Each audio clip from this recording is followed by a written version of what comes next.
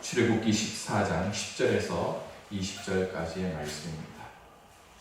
바로가 가까이 올 때에 이스라엘 자손이 눈을 들어 본즉 애굽 사람들이 자기들 귀에 이른지라. 이스라엘 자손이 심히 두려워하여 여호와께 부르짖고 그들이 또 모세에게 이르되 애굽에 내장지가 없어서 당신이 우리를 이끌어내어 이 광야에서 죽게 하느냐. 어찌하여 당신이 우리를 애굽에서 이끌어내어 우리에게 이같이 하느냐.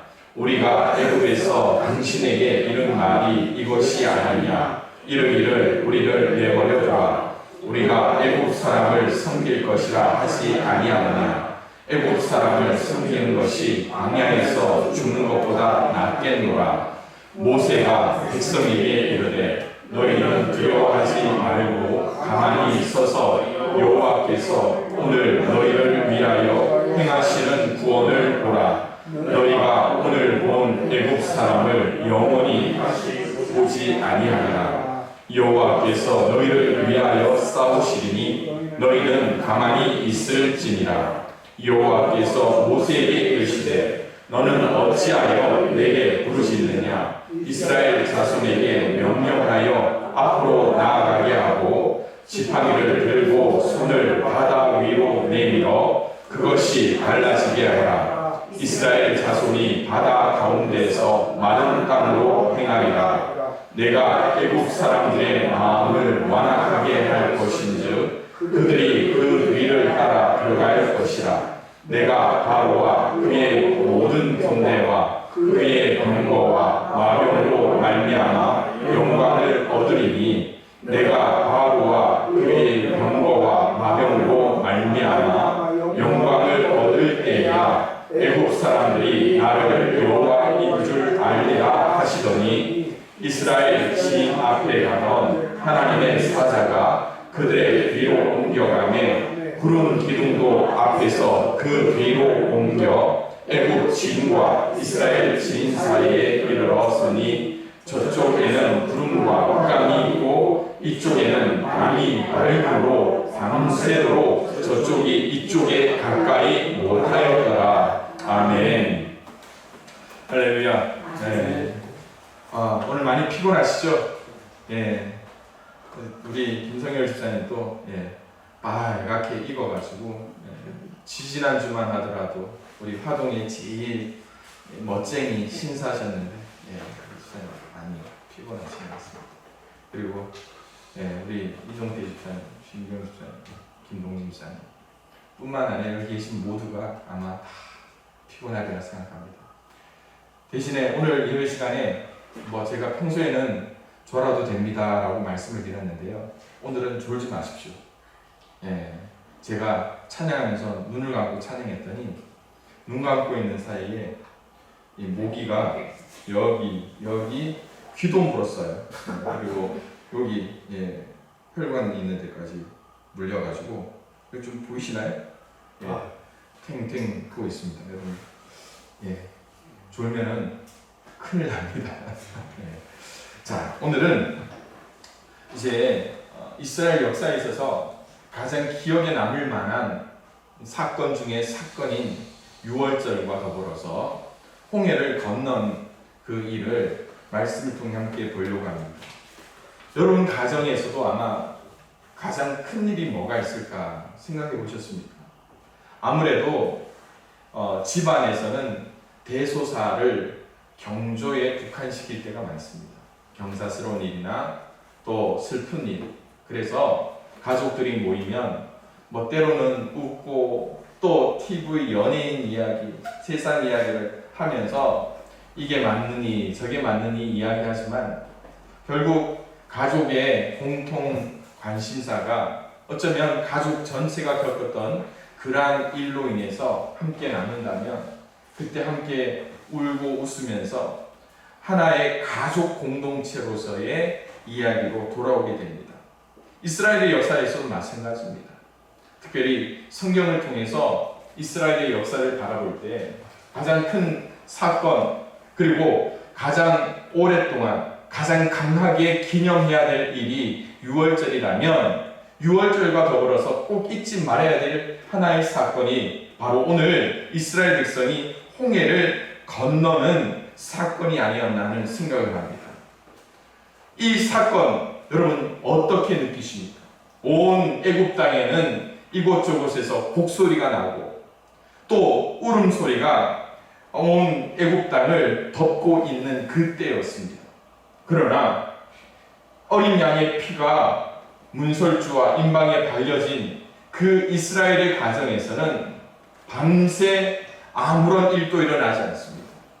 그 이유는 지난주에 말씀드렸지만 이미 그 집에는 무엇이 있기 때문이었습니까?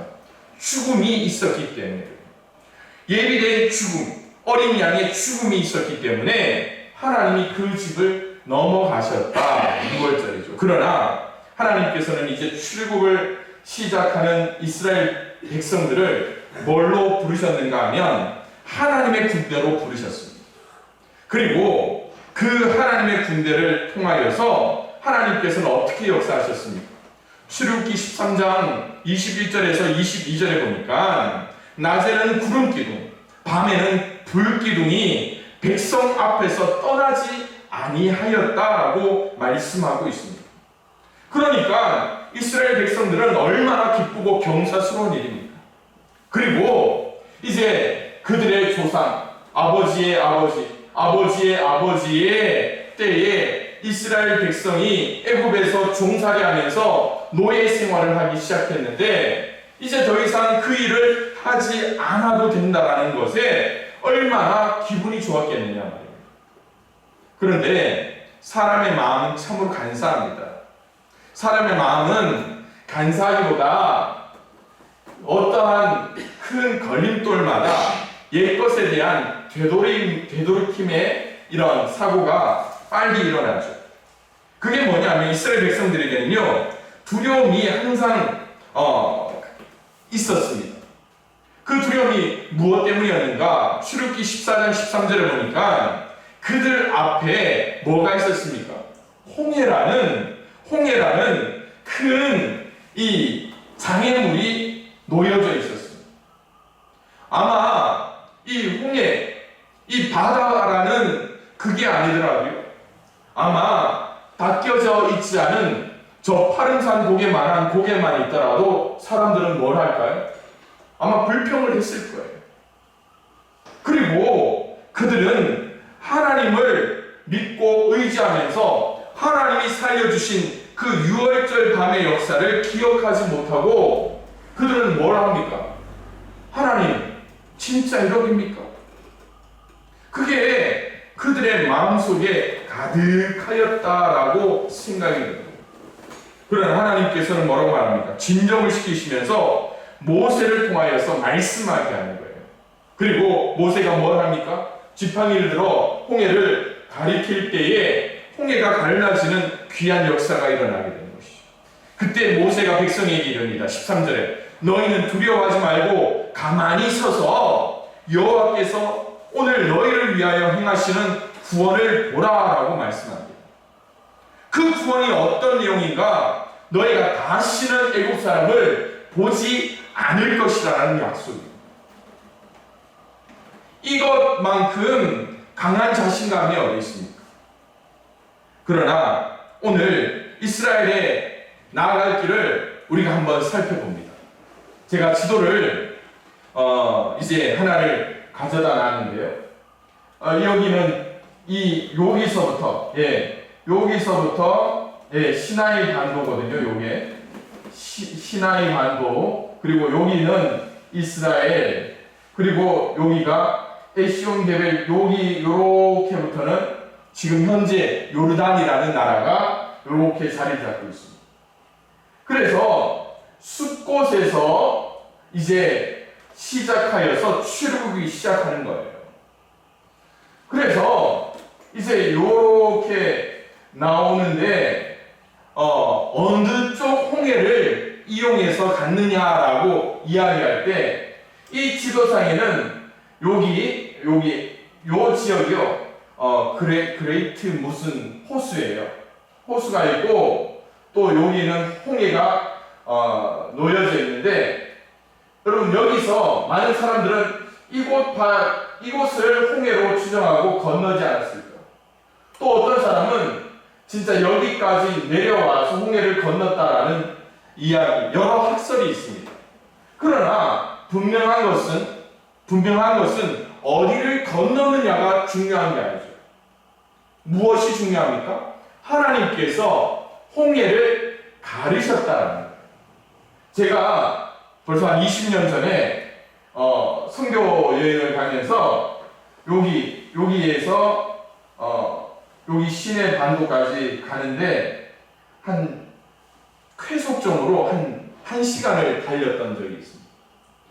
쾌속정으로 한 시간을 달렸으면 만약에 걷는다면 몇 시간이 걸리겠습니까? 아마 최소한 8시간 이상은 잡아야지 이 거리는 건널 수 있을 거예요. 그런데 이 모든 것들을 상식적으로 혹은 인간의 그러한 생리학적으로 생각하다 보면 모든 것이 왜 하나님은 이렇게 했을까라는 생각을. 왜 그렇을까요? 이곳이 지중해입니다. 이렇게 이집트 그리고 여기로 하면 이스라엘로 바로 가는 길. 여기가 블레셋 길이라고 이야기해서 고대의 무역상들의 교역로가 이 블레셋 길을 통해서 이스라엘로 가는 길이 있었습니다. 그런데 이 길은요, 학자들이 이야기하기로 4일에서 5일이면 이스라엘로 들어갈 수가 있다라고 이야기를 합니다. 그런데 이곳이 교역로이기 때문에 중요한 포인트마다 누가 지키고 있을까요? 군대가 지키고 있다라는 그런 이야기를 하는 겁니다. 그런데 이제 홍해를 앞에 두고 이스라엘 백성이 이 자리에 있을 때 어떤 일이 일어납니까? 바로 이 바로의 철병거를 이끄는 이 군대가 그들의 뒤를 쫓고 있는 그 상황을 성경은 분명히 말씀합니다. 그래서 이 홍해를 건너서 수르 방향 그리고 이 시내산까지 이르러서 돌아서 이 광야길로 간다 하더라도 며칠이면 갈 수가 있을까요? 많은 학자들은 그러잖아요. 2주 정도의 시간이면 충분히 갈 수 있는 거리라고 이야기합니다. 그런데 여러분, 이 모든 과정을 그들은 몇 년 동안 유람하게 됩니까? 40년. 그들의 그 모든 과정을 통하여서 하나님이 선하신 길로 인도하였다라고 이야기하면 어떤 길로 가는 게 제일 빠를까요? 어떤 길로 가는 게 제일 빠를까요? 지름길 아닙니까? 지름길 아닙니까? 제가 가지고 있는 차는 11인승 차입니다. 주말이나 또 휴가철에 고속버스 전용 차선을 이용할 수가 있습니다. 6명 이상입니다. 그래서 주말이나 또 교통이 혼잡할 때 제 차에 6명 이상만 타면 제 뒤에 타고 있는 승차자들의 공통점이 한 가지가 있습니다. 뭐냐 하면 그동안 잘 안 하던 사람들한테 영상통화를 한다. 왜 영상통화를 할까요? 막혀있는 차들을 보이면서 우리 차는 총알같이 간다. 제가 저작년에 우리 아이들을 데리고 서울에 가서 성경학교를 하고 온 적이 있습니다. 그 휴가철 8월 15일, 16일이었거든요. 그 휴가철에 도로가 얼마나 막힙니까? 그래서 아이들한테 제가 약속을 했어요. 아마 이 시내를 벗어나서 집에까지 가는 한 3시간, 4시간 걸릴 거예요. 그런데 니들이 조용하게 나만 믿는다라는 확신을 가지고 내 말만 믿으면 홍해가 갈라지듯이 고속도로에 길을 열어가지고 총알처럼 집에 갈게요. 그렇게 약속을 했습니다. 그런데 아이들이 제 말을 믿을까요? 안 믿을까요? 처음에 안 믿더라고요. 아니, 무슨 그 목사님이 하나님이냐고. 그래서 좀 이따가 목사님이 달리기 시작하면 너 전화해. 아빠한테도 전화하고 엄마한테도 영상으로 전화해. 그러면서 이제 이 반포에서 고속도로로 접어들면서 제가 곧장 파란선 버스 전용 차로에 올렸어요. 그랬더니요, 아이들이 놀라기 시작합니다.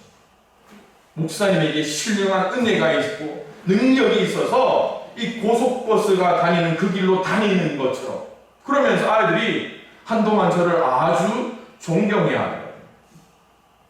그런데 여러분, 제가 이 말씀을 드리는 이유가 하나님의 신실하신 능력이라면 적과 꿀이는 가나안 땅, 약속의 땅을 430년 동안 기다렸다면 얼마 만에 가게 하시는 게 하나님의 능력일까요? 최단시간. 또 어떻게 가는 게 제일 편할까요? 그들의 모든 삶의 편안함을 통하여서 그들에게 보여주시는 겁니다. 그러나 하나님은 이 좋은, 짧고 좋은 길로도 아니고 그 애굽의 군대가 쫓아오는 홍해 앞에 맞닥뜨린 그 지점까지, 그리고 와서는 이 시나이 반도를 한 바퀴 아우면서 다시 이 위까지 가야 하는 어려움을 겪게 되었다는 것입니다. 저는 여기서 출애굽의 진정한 의미를 한번 찾으려고 합니다. 무엇 때문에 하나님은 이스라엘 백성을 이렇게 모질도록 광야로 내모셨던, 그 첫 번째는요, 노예의 근성을 죽이기 위한 하나님의 사랑의 채찍이었더라는 거예요. 애굽의 바로는 이스라엘 자손들이 광야에 갇혀 아직도 애굽 땅에서 헤매고 있다는 생각을 하면서 그 장자들의 죽음을 뒤로하고 어떻게 합니까? 군대를 이끌고 다시 그들을 쫓기 시작합니다. 노예를 놓치지 않기 위해서 정예군을 보내게 되는 겁니다. 이스라엘 백성들이 애굽 군대의 추격을 눈치채지 못했을 것일 수도 있습니다. 그러나 바로의 손에서 벗어났을 거라고 생각하면서 자유를 만끽해 하고 있을 때에 14장 8절에는 이스라엘 자손이 어떻게 하는지 아십니까? 이스라엘 자손이 담대하게 나갔다라고 기록하고 있습니다. 그러나 바로의 군대가 바로 그 뒤에서 쫓아오자 이스라엘 백성들은 한순간에 바뀌게 되는 거예요. 하나님을 원망합니다. 모세를 원망하는 거예요. 애굽의 군대가 갑자기 등장하니까 모세를 향해서 세 가지 비난을 하게 되는 겁니다. 출애굽기 14장 11, 12절에 보면 그들이 또 모세에게 이르되 애굽에 매장지가 없어서 당신이 우리를 이끌어내었느냐, 광야에서 죽게 하느냐라고 질문을 합니다. 두 번째 질문이 뭡니까? 어찌하여 당신이 우리를 애굽에서 이끌어내어 우리를 이렇게 만들었느냐라고 이야기합니다. 그들이 애굽에 10가지 재앙이 일어날 때에 그들은 뭘 느껴야 되는 겁니까? 하나님께서 자신들을 어떻게 했다? 구별하고 보호하셨다라는 거예요. 살아남은 것에 대한 감사함이 그들 속에 있다면, 여러분, 한 번쯤 어렵더라도 하나님을 향해서 원망해서는 안 되는 것 아닙니까? 아이들 데리고 요즘 이 수학 문제, 영어 문제를 좀 가르쳐 주고 있어요. 학교를 마치고 교회로 오거든요. 그러면 제일 먼저 아이들에게 간식을 줍니다. 무조건 야, 손 씻고 와. 아이스크림 먹자, 과자 먹자 해서 무조건 첫 타임은 과자를 먹고 아이스크림을 먹습니다. 왜 아이스크림 주고 과자를 먹이는지 아십니까? 공부하자 하면 좋아하는 게 하나도 없습니다. 그래서 앉혀놓고 제일 먼저 하는 이야기가 뭔지 압니까? 야, 과자 먹었잖아. 아이스크림 먹었잖아. 야, 좀 치사한 것 같지만 목사님 말 들어야 되는 거 아니냐? 딱 하면 30분 가요. 30분 갑니다. 10가지 재앙 중에서 너희를 살렸다. 여러분, 어떻게 해야 될 것 같습니까? 조금은 인내해야 되지 않습니까? 그런데 세 번째 질문을 하는 겁니다. 우리한테 애굽 사람을 섬기는 것이 광야에서 죽는 것보다 낫습니다. 애굽 사람들을 섬기는 것이 광야에서 죽는 것보다 나으니까 애굽 사람들을 섬기게 그냥 두는 건 어떻겠습니까? 라고 질문을 하는 거예요. 그들 속에 어떤 마음이 가득하고 있습니까? 노예 근성입니다. 노예 근성. 백성들의 공포와 괴로움을 드러내는 동시에 그들 속에 잠재되어져 있던 노예 근성, 그것이 표출되게 됩니다. 하나님을 섬겨야 할 사람이기 때문에 하나님이 그들을 이끌어낸 거예요. 하나님을 섬기는 것이 그들의 뭡니까? 사명입니다. 그런데 바로의 군대 앞에서 그들이 아직 칼도 뽑지 않았는데 저 멀리서 쫓아오는 군대를, 그림자를 보면서 그들은 뭘 하는 겁니까? 뭘 없애야 하는 거예요? 사명을 외면해 버리는 겁니다. 누가복음 15장에 보면 탕자가 집을 나갔을 때 아버지의 모습을 여러분들 기억하시죠? 몸만 보고도 쫓아나갔습니까? 멀리에 있는 아들의 그림자만 보고도 아버지는 버선발로 쫓아나가십니다. 그게 아버지의 마음입니다. 그런데 이 죄의 근성에 빠져있던 이스라엘 백성들의 모습은 어떻습니까? 어쩌면 아버지의 마음과 전혀 다른 모습입니다. 노예로서 애굽 사람을 섬기던 이전의 삶으로 돌아가게 해달라는 것이 그들의 요구였다라는 겁니다. 제 친구 중에 한 친구 이야기를 잠깐 할게요. 제가 지난번에 잠깐 말씀을 드렸는데 한 6, 7년 전에 경찰에 의해서 드러난 하나의 사건이 있습니다. 전라도에 염전에서 일하는 사람들이 많이 있는데 그 중에 몇몇을 어떻게 하는지 아시죠? 약을 먹여가지고 좀 판단을 하지 못하게 해요. 그래서 그 사람을 뭐라고 불렀습니까? 염전노예라고 불렀어요. 제 친구 중, 고향 친구 중에 하나가 몇 년 동안 실종돼 있다가 TV를 통해서 수사가 들어가고 이제 뭐 구속되고 이렇게 법의 심판을 받게 된 적이 있잖아요. 그런데 그 사건이 일어나면서 경찰서에서 연락을 온 한 친구가 있어요. 그 친구가 몇 년 동안 그 염전의 노예가 되어가지고 일만 하다가 이제 집에 돌아와 있어요. 한 5, 6년째 고향에 와 있는데 그 친구의 집을 보면 참 마음이 아파요. 아버지는 이단에 빠져 있고요. 그래도 불쌍한 마음에 있어서 저희 어머니가 일을 시키고 또 품삯도 넉넉히 주는 그런 케이스입니다. 그런데 이 아들이 제 친구인데 일을 못해요. 생각을 하기 싫어합니다. 아마 일을 시키려면 어떻게 하면 일을 할지 아마 우리 어르신들은 기억하실 거예요. 어떻게 하면 됩니까? 몽둥이 들고 두드려 패면은 일을 할 수 있어요. 뭐 때문입니까? 노예 근성. 그렇게 몸에 배에 있는 그것 때문에 정상적인 생활도 못합니다. 요즘 계속 이 집 저 집 다니면서 돈을 그냥 구걸하고 있어요. 그런데 이 이야기를 제가 드리는 이유가 뭔지 아십니까? 제가 요즘 인삼밭에 가서 풀을 자주 뽑습니다. 아마 여러분들도 마찬가지일 거예요. 풀도 뽑고 뭐도 꺾습니까? 순도 꺾고 벼순도 꺾고 다 하잖아요.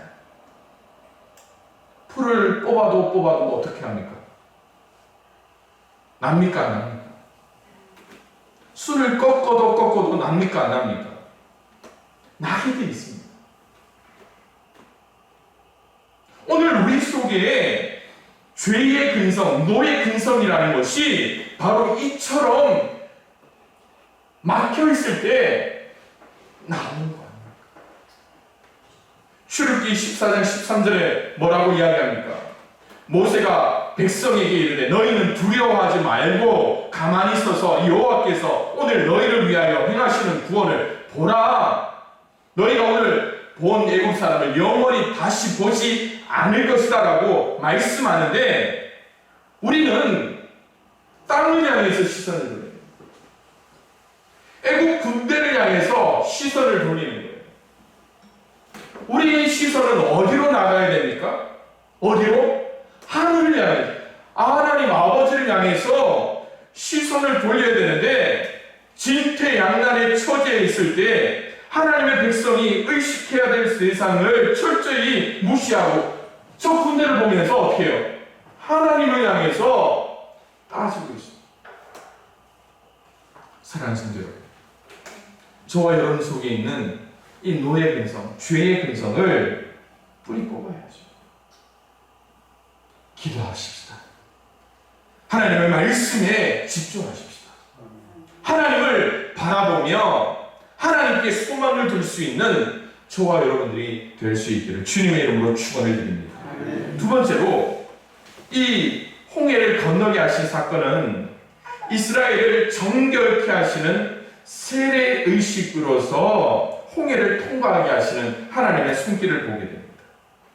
하나님의 백성들은요, 바다를 육지같이 건너갔고 바로의 군사들은 몰살되고 말았습니다.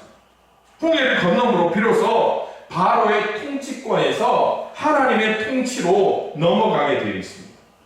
베드로전서 3장 21절에 물은 예수 그리스도께서 부활하심으로 말미암아 이제 너희를 구원하는 편이라고 말씀하고 있습니다. 이 홍해의 사건을 통하여 너희를 구원하는 편이, 그 홍해가 곧 세례라라고 우리는 말씀을 볼 수 있습니다. 구원을 얻었다는 표, 사망에서 생명으로 옮겨졌다는 표입니다. 고린도전서 10장 1절 2절에 형제들아, 나는 너희가 알지 못하기를 원하지 아니하노니 우리 조상들이 다 구름 아래에 있고 바다 가운데로 지나며 모세에게 속하여 다 구름과 바다에서 세례를 받고라고 말씀하고 있습니다. 누구에게 속하였다고요? 모세에게 속하였다고요. 이전에 노예 근성, 죄의 근성은 바로에게 속한 것이라고 말씀하고 있습니다. 그러나 이제는 모세에게 속한 자가 되었다라고 말씀하고 있습니다. 그러기에 모세, 즉 구속하여 자기 백성을 삼으신 영적인 모세, 신약의 누구를 통해서? 예수 그리스도를 통하여서 우리에게 영원한 생명의 표지가 되어 주셨잖아요. 그러기에 오늘 우리는 누구에게 속한 자가 되어야 되느냐? 바로 예수 그리스도께 속한 자가 되어야 된다라고 말씀하고 있는 것입니다. 그런데 여러분, 우리가 이 추격하는 이 바로의 군대를 향해서 하나님을 바라보자고 했는데, 여기에서도 분명히 말씀하는 거예요. 29절, 그들을 내 손에서 빼앗을 자가 없느니라 라고 말씀합니다. 군대가 몰려오더라도 하나님의 백성을 뺏을 자가 없을 것이다 라고 말씀합니다. 왜요? 내 아버지는 만물보다 크시기 때문이라고 말씀하고 있기 때문입니다. 여러분의 삶에서 이러한 영적인 은혜, 우리를 구원하시는 하나님의 손길, 우리를 통하여 너는 내 것이다, 너는 내 것이다, 그 하나님의 소유라고 말씀하시는 그 은혜가 우리 속에 넘치고 또 확신되어질 수 있기를 주님의 이름으로 축원을 드립니다. 특히 한번 보십시오. 마른 땅같이 걷게 하신 하나님이잖아요. 여러분, 아무리 이 큰 강이 가물에 말라 비틀어져도 겁을 잃은 것처럼 갈라지더라고요. 마르려면 얼마나 걸립니까? 마르려면 얼마나 걸립니까? 꽤 오래 걸리잖아요. 그런데 하나님은 어떻게 그 홍해를 갈라서 마른 땅같이, 여러분, 과학자들이 가뭄문 아닙니다. 상식으로는 계산할 수 없습니다. 그렇기 때문에 하나님으로 할 수 있는 일이잖아요. 그런데 이게 어떻게 또 우리는 볼 수 있습니까? 하나님께 속하였던 창세기 1장 2장의 모습을 한번 보십시오. 물이 수면에 가득할 때 하나님의 말씀으로 이 물과 육지를 나누어 버리시잖아요. 물을 바다, 그리고 이 마른 땅을 뭐로? 육지라, 땅이라. 그런데 그 땅에서 뭐가 생겨납니까? 온갖 생명이 생겨나게 돼요. 온갖 식물이 그리고 온갖 동물이 그 속에서 자라게 하는 거예요. 여러분, 그것처럼 오늘 이 세례를 통하여서 마른 땅같이 가게 했다라는 게 어떤 의미인가를 여러분 상상해 보십시오. 그 속에서 생명의 역사가 그 땅을 내게 하신 하나님으로부터 비롯되었다라는 것 아닙니까? 여러분의 삶에서도, 여러분의 가정에서도, 여러분의 생업에서도 이런 생명의 역사, 세례의 역사가 온전히 드러날 수 있기를 주님의 이름으로 축원을 드립니다. 마지막으로 이 홍해를 건너게 하신 사건은요, 새로운 창조를 위한 출애굽이었다는 것을 우리는 바라볼 수 있게 하시는 겁니다. 하나님은 부르짖고 있는 모세를 향해서 이렇게 말씀합니다. 출애굽기 14장 15절의 말씀입니다. 여호와께서 모세에게 이르시되 너는 어찌하여 내게 부르짖느냐? 이스라엘 자손에게 명령하여 앞으로 나아가게 하라 라고 말씀합니다. 여러분 15장 말씀을 한번 보십시오. 명령하여 앞으로 나아가게 하라고 이야기합니다. 여기서 앞으로 나아가게 하라는 것이 뭐였을까요? 이스라엘 백성은 벌써 숫곳에 모여서 홍해를 앞에 두고 있는 상황입니다. 말씀을 그대로 보면 나아가게 하라라는 이 말씀은요, 장막에 말뚝을 뽑으라, 그리고 그들 가지고 있는 짐을 뿌리라라는 말씀입니다. 그랬더니 이제 모세는 뭘 하면 됩니까? 지팡이를 들어 홍해를 가리키면 이제 게임은 끝나게 됩니다. 그 후에 홍해가 갈라집니다. 하나님이 홍해를 쪼개시는 거잖아요. 그리고 그들은 어떻게 하면 됩니까? 가만히 있으면 됩니까? 아니에요. 이스라엘 백성이 할 것은 밤새도록 뭘 해야 됩니까? 그 홍해에 갈라진 땅, 마른 땅을 걸어서 건너는 거예요. 여러분, 새로운 창조를 위한 출애굽이라는 이 제목 가운데 제가 쓴 말씀이 뭔지 아십니까? 지금 가만히 앉아 기도할 때가 아니라는 거예요. 뭘 해야 되는 겁니까? 행동할 때라는 거예요. 하나님은 모세에게 지팡이를 들고 바다에 손을 뻗어 바다를 가르라. 이스라엘 자손은 바다 가운데로 마른 땅을 걸어 들어가게 하라. 하나님은 바다를 마른 땅으로 만드실 뿐만 아니라 우리가 읽었던 이제 14장 20절 말씀에 어떻게 합니까? 이스라엘 백성 앞에 있던 구름기둥, 불기둥이 어디로 가게 됩니까? 진 뒤로 가게 됩니다. 뒤로 가서 뭘 하게 됩니까? 애굽의 군대를 막아버립니다. 오지 못하게 막아버리는 거예요. 하나님의 인도하심이 언제 어떻게 나타났다고요? 항상 이스라엘 앞에서 행했다라고 말씀하는데 그 불이 뒤로 간 때가 바로 그때라는 겁니다. 따르라, 엎드리라. 하나님의 임재를 통하여서 그 하나님께 엎드리고 기도할 때가 아니라 지금은 뭐 할 때라는 겁니까? 앞으로 나아가 행동할 때라는 것을 우리에게 보여주고 있습니다. 왠지 아십니까? 출애굽에 나타난 하나님은 바로 창조의 하나님이기 때문에 그렇습니다. 이스라엘을 새롭게 창조하신 그 하나님이 출애굽의 구원을 통하여서 더욱더 구체적으로 나타내고 있다는 거예요. 그래서 이사야 43장 1절의 말씀입니다. 다 함께 읽어볼까요? 시작. 야곱아, 너를 창조하신 여호와께서 지금 말씀하시느니라. 이스라엘아, 너를 지으신 이가 말씀하시느니라. 너는 두려워하지 말라. 내가 너를 구속하였고 내가 너를 지명하여 불렀나니 너는 내 것이라. 할렐루야. 이것이 바로 우리를 책임지기 위해서, 우리를 창조하기 위해서 우리를 이끌어내신 하나님의 구원이라는 거예요. 여러분 가운데는 그런 하나님의 손길이 있습니까? 그러기 위해서 다시 한 번 더 제가 말씀을 드립니다. 오늘 우리는 홍해를 건너야 하는 거예요. 우리 속에, 우리 앞에 놓여져 있는 그 홍해를 향해 우리는 첫 발을 내디뎌야 됩니다. 그래야지 우리 속에 있는 죄의 근성, 노예 근성이 사라질 수 있습니다. 우리가 그 길을 걸어야지 우리를 정결케 하시는 하나님을 만날 수 있습니다. 그리고 우리의 삶을 새롭게 하시는 그 하나님을 만날 수가 있다는 것이죠.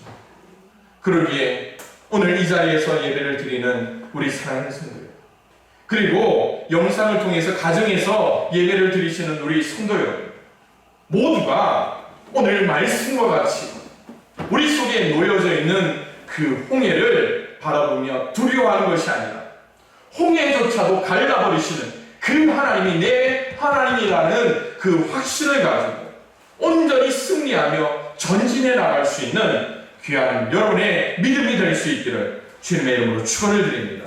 그래서 오늘 43장 말씀처럼 두려워하지 말라. 내가 너를 구속하였고 내가 너를 지명하여 불렀나니 너는 내 것이라. 그 말씀을 온전히 새기며 나아갈 수 있기를 주님의 이름으로 부탁을 드립니다. 그리고 오늘 우리에게 주셨던 그 말씀처럼 오늘 너희는 두려워하지 말고 가만히 서서 여호와께서 오늘 너희를 위하여, 오늘 나를 위하여, 오늘 우리 양평교회를 위하여, 여러분의 가정을 위하여 행하시는 구원을 보라 하신 그 말씀을 통하여서 그 은혜를 경험할 수 있는 우리 모든 성도님들 되시기를 주님의 이름으로 축원을 드립니다.